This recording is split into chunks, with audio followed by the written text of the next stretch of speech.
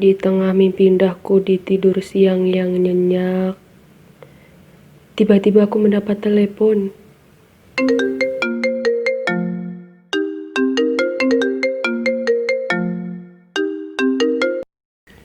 Halo Laula.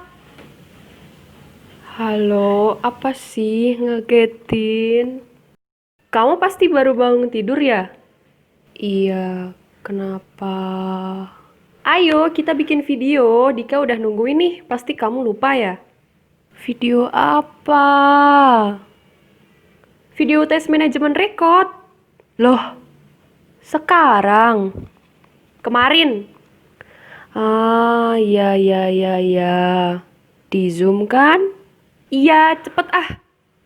Bentar, mau cuci muka dulu.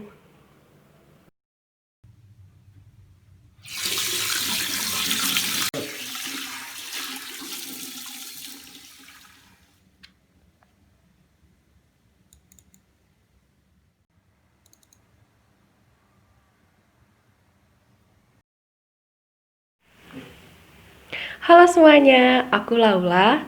Aku Tara dan aku Dika, kami dari Ilmu Perpustakaan 2019. Di sini kami akan menjelaskan tentang tata kelola organisasi dan klasifikasi rekod atau arsip. Berbicara tentang sistem klasifikasi rekod atau arsip, tidak lengkap jika kita tidak mengenal terlebih dahulu pengertian dari rekod atau arsip itu sendiri. Pengertian arsip tidak jauh dari pengertian informasi. Lalu, apa sih informasi itu? Jadi, informasi adalah pengetahuan yang bisa dirasakan oleh indera manusia, di mana informasi tersebut tidak berwujud hingga akhirnya dikumpulkan dan menjadi sebuah kumpulan informasi yang disebut dengan data.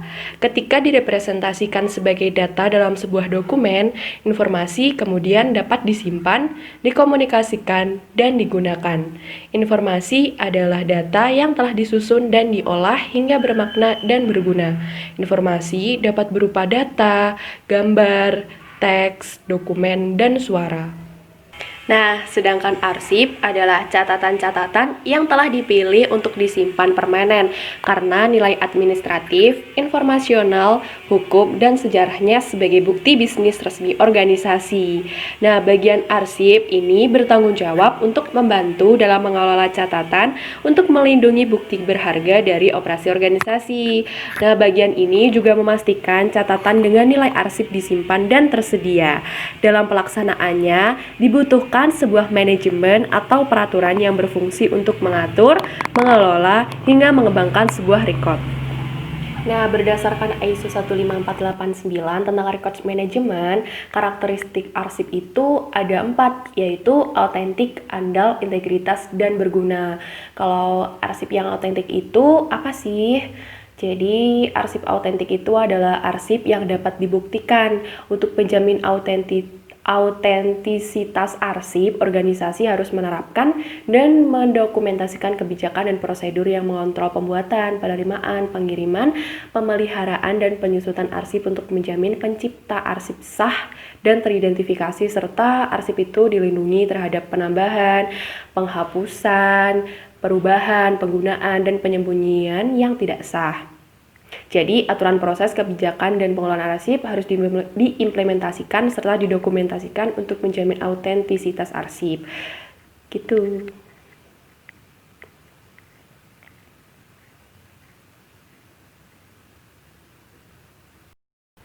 Yang kedua yaitu arsip yang andal. Arsip yang andal adalah arsip yang kontennya dapat dipercaya sebagai representasi yang lengkap karena merepresentasikan transaksi, aktivitas, atau fakta yang terbukti secara lengkap dan akurat, serta dapat menjadi andalan dalam transaksi atau aktivitas berikutnya. Nah, arsip ini harus dibuat pada waktu transaksi atau kejadian yang terkait, atau segera setelahnya oleh orang yang secara langsung memiliki pengetahuan, fakta, atau dengan instrumen yang secara rutin digunakan dalam kegiatan untuk melakukan transaksi. Nah, arsip yang memiliki integritas yaitu arsip yang lengkap dan tidak berubah. Arsip harus dilindungi dari perubahan-perubahan yang tidak sah. Kebijakan dan prosedur untuk pengelolaan arsip dinamis harus menentukan tambahan atau penjelasan apa yang dapat dibuat untuk arsip setelah diciptakan dalam keadaan tambahan, dan penjelasan tersebut dapat disahkan serta siapa yang berwenang mengesahkannya. Yang keempat yaitu dapat digunakan. Jadi arsip yang dapat digunakan adalah arsip yang dapat diambil, ditemukan kembali, dihadirkan, dan diinterpretasikan dalam jangka waktu yang wajar. Arsip harus mendukung kegunaan dengan membawa informasi yang dibutuhkan untuk menemukan kembali, menyajikannya, dan untuk memahami transaksi yang membuat dan menggunakan arsip tersebut. Nah, setelah kita membahas tentang pengertian arsip, saatnya kita menjelaskan tentang klasifikasi arsip. Klasifikasi menurut Kamus Besar Bahasa Indonesia yaitu penyusunan bersistem dalam kelompok atau golongan menurut kaidah atau standar yang ditetapkan. Sedangkan menurut Longman Dictionary of Contemporary English, klasifikasi adalah suatu proses memasukkan sesuatu ke dalam kelompok atau kelasnya. Jadi, sistem klasifikasi adalah pengaturan arsip secara logis dan sistematis yang menggunakan nomor, huruf, atau suatu kombinasi dari nomor dan huruf untuk mengidentifikasi arsip.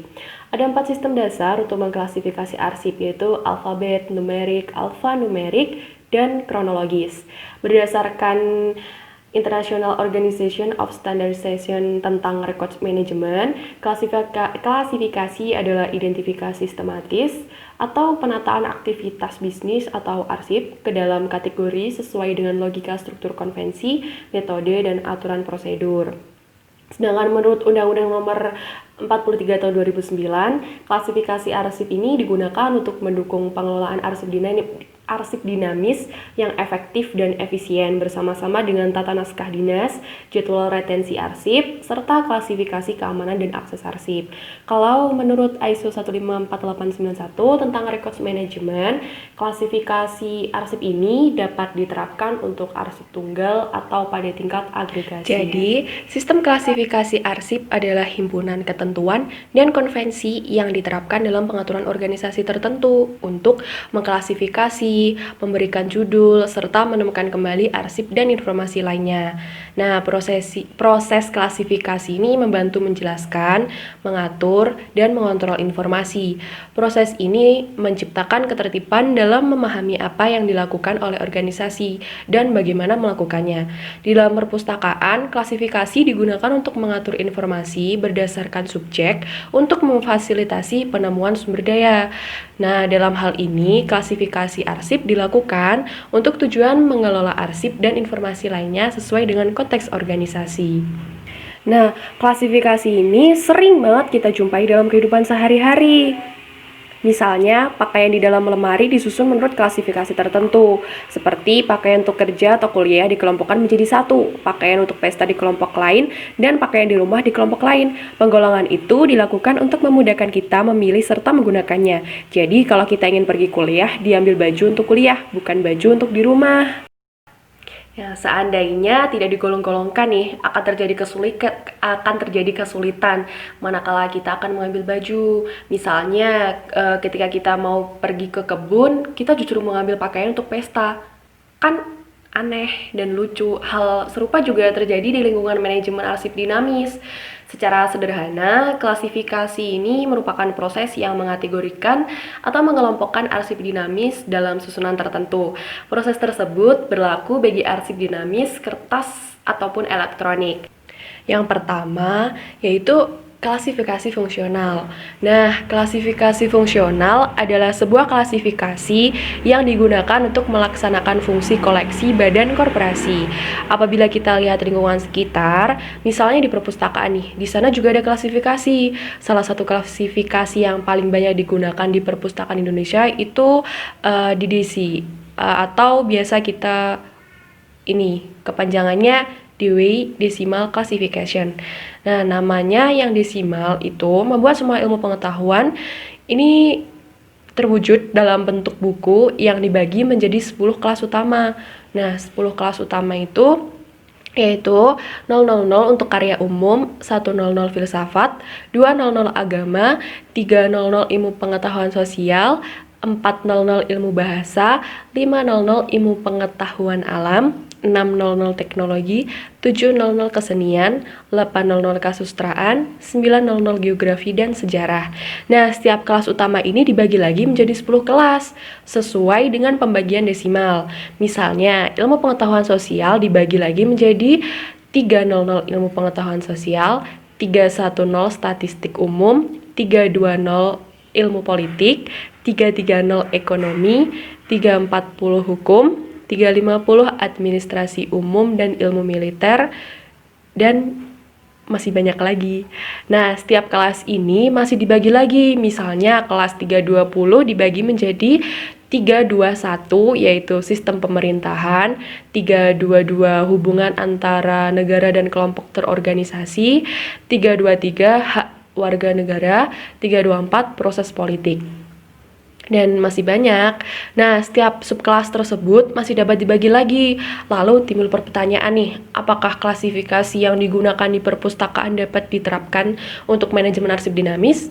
Dan jawabannya adalah tidak, karena adanya pendekatan yang berbeda. Nah, di perpustakaan untuk menggolongkan buku digunakan pendekatan subjek. Artinya, semua buku yang berkaitan dengan sebuah subjek akan dijadikan satu sesuai dengan nomor yang membahas subjek tersebut. Yang kedua yaitu klasifikasi substantif. Akan dijelaskan oleh Tara. Yang kedua yaitu klasifikasi substantif. Jadi klasifikasi substantif adalah klasifikasi tugas pokok sebuah badan korporasi. Tugas pokok ini dicantumkan dalam misi atau dapat juga pada jenjang lebih rendah, yaitu tujuan atau goals, dan sasaran atau objek badan korporasi. Untuk membuat klasifikasi substantif sebuah badan korporasi, kita harus memahami tugas pokok badan tersebut. Nah, tugas pokok sebuah perpustakaan nasional akan berbeda. Misalnya dengan tugas pokok Kementerian Pendidikan atau Kementerian Agama, itu berbeda. Yang ketiga yaitu klasifikasi fasilitatif, yaitu merupakan fungsi untuk membantu terlaksananya fungsi substantif. Lazimnya fungsi fasilitatif ini badan korporasi sama dengan fungsi fasilitatif badan lain, misalnya adanya pegawaian yang mengurus sumber daya manusia, hubungan masyarakat, keuangan, dan bagian pengamanan. Untuk membuat bagian klasifikasi, manajer arsip dinamis dapat menggunakan simbol berupa angka atau huruf, atau campuran antara angka dan huruf. Apabila hanya menggunakan angka atau huruf, itu disebut notasi murni. Sebaliknya, apabila menggunakan angka dan huruf disebut notasi campuran. Gitu. Nah, sistem klasifikasi rekod atau arsip ini sangat dibutuhkan dalam tata kelola organisasi. Klasifikasi ini dalam sebuah organisasi bertujuan untuk mengelola semua dokumen yang ada di dalam organisasi itu sendiri. Nah, pengelolaan dokumen ini bertujuan untuk memudahkan pengelolaan kembali sebuah informasi yang ada di dalam sebuah dokumen untuk menunjang proses kerja ataupun sebagai bahan rujukan informasi terdahulu. Dengan adanya klasifikasi rekod, maka proses efisiensi dan kontrol dokumen akan berjalan dengan baik. Sebuah sistem kearsipan yang baik itu mampu mengintegrasi semua kebutuhan pencarian informasi yang dibutuhkan dengan cepat dan akurat. Oleh karena itu, proses pengelolaan dokumen pun terkait dengan proses menciptakan dokumen itu sendiri, bagaimana mengklasifikasikan sumber dokumen secara tepat yang membuat proses pengindeksan dokumen jadi lebih cepat. Laula? Oh iya, karena tata kelola dokumen dalam organisasi ini merupakan salah satu pendukung yang sangat penting bagi hampir setiap proses kerja yang ada, maka tentu saja tata kelola ini juga harus mempunyai faktor keamanan yang baik. Karena tidak semua orang boleh mengakses dokumen tertentu, maka opsi terbaik adalah memberlakukan akses satu pintu, di mana ada sebuah divisi yang bertanggung jawab atas keluar masuknya dokumen, sehingga apabila seseorang ingin menggunakan dokumen, itu harus dengan sepengetahuan dan izin dari pihak terkait. Nah, sama halnya dengan tata kelola dokumen yang berbasis digital, pemberian hak akses yang sesuai membuat perlindungan dokumen jadi lebih maksimal dan efisien. Nah, hal ini diterapkan dengan pemberian akses pada masing-masing divisi dan juga penggunaan password tertentu untuk beberapa dokumen yang perlu perlindungan. Nah, itu dia penjelasan mengenai tata kelola organisasi dan klasifikasi rekod atau arsip dari kami. Jika ada salah kata baik disengaja atau tidak, mohon maaf lahir dan batin. Lau. tahu. Ini masih November. Oh iya. Oke, baiklah. Sekian penjelasan dari kami. Semoga apa yang kami sampaikan bermanfaat dan dapat diambil hikmahnya. Bye-bye. Bye-bye. Bye-bye.